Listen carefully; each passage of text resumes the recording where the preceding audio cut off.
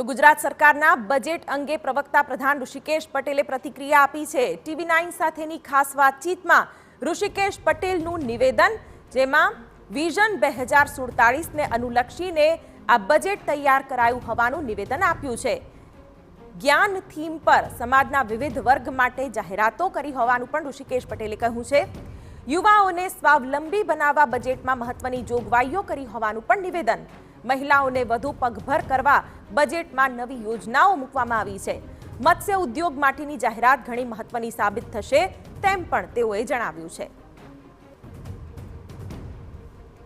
રાજ્ય સરકાર દ્વારા વર્ષ 2025-26 માટેનું બજેટ જાહેર કરી દેવામાં આવ્યું છે, ત્યારે આપણી સાથે વાત કરવા માટે પ્રવક્તા મંત્રી ઋષિકેશભાઈ પટેલ ઉપસ્થિત છે। ઋષિકેશભાઈ, ગઈ વખતનું જે બજેટ હતું તેમાં અંદાજે 15% વધારા સાથે બજેટ રજૂ થયું છે અને જ્ઞાન થીમ એની પર મુખ્ય આધાર રાખવામાં આવ્યો છે। બજેટની જો હાઇલાઇટની વાત કરવામાં આવે, ખાસ કરીને મહિલાઓ માટેની જે આખી યોજના આવી, વિદ્યાર્થીઓ માટેની આવી, ઇન્ફ્રાસ્ટ્રક્ચરની આવી, પહેલું રિએક્શન આપનું। આદરણીય પ્રધાનમંત્રી મોદી સાહેબે 2047નો આખો મજલ કાપવા માટેની વાત કરી છે કે 47માં દેશ વિકસિત રાષ્ટ્ર બને, એટલે તમામ ભારતના રાજ્યોએ એ બાબતે અમે પુરુષાર્થ કરવો જ રહ્યો। અને ગુજરાત, એ તો આદરણીય પ્રધાનમંત્રી મોદી સાહેબે અહીંયા જે વિકાસની મજલ કાપી અને એક આયામ સાથે ગુજરાતને એક નવી દિશા તરફ દોરવાનો એમને પ્રયત્ન કર્યો હતો ને એમાં સંપૂર્ણપણે સફળ ગયા હતા। પરંતુ જ્યારે વડાપ્રધાન બન્યા અને વડાપ્રધાન બન્યા પછી ભારતીય જનતા પાર્ટી ઉપર સતત રાજ્યની પ્રજાએ વિશ્વાસ મૂક્યો, એટલે સ્વાભાવિક છે કે આદરણીય પ્રધાનમંત્રી મોદી સાહેબનું સ્વપ્ન જ્ઞાન, ગરીબ, યુવા, અન્નદાતા અને મહિલાઓ, આ તમામ જે સેક્ટર્સ છે એમાં તમામ જાતિઓ આવી જાય છે, તમામ લોકો આવી જાય છે।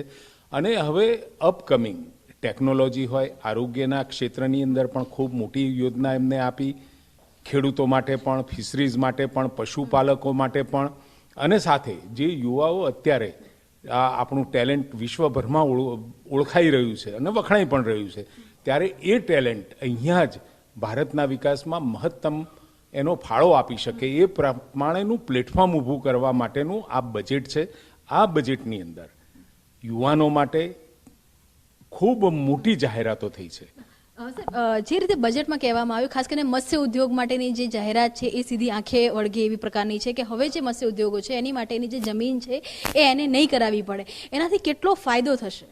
સ્વાભાવિક છે, પહેલાં મત્સ્ય ઉદ્યોગ માટે જે ખેતીની જમીન ઉપર એને કંઈ કામ કરવું હોય, ફિશરીઝ માટે કોઈ પણ પ્રકારની એક્ટિવિટી કરવાની હોય તો એને કરાવવું પડતું, એટલે એ પ્રક્રિયામાંથી દૂર કરી એ એગ્રીકલ્ચર લેન્ડ ઉપર જ એ પોતાના ફિશરીઝ માટે એ એક્ટિવિટી કરી શકે એવો મહત્વનો સુધારો આદરણીય ભૂપેન્દ્રભાઈએ કર્યો છે, જેનાથી આપણો 1600 કિલોમીટર ઉપરનો દરિયા કિનારો આપણો છે, ખૂબ સારી વિકાસની તકો ફિશરીઝના ક્ષેત્રમાં રહી છે।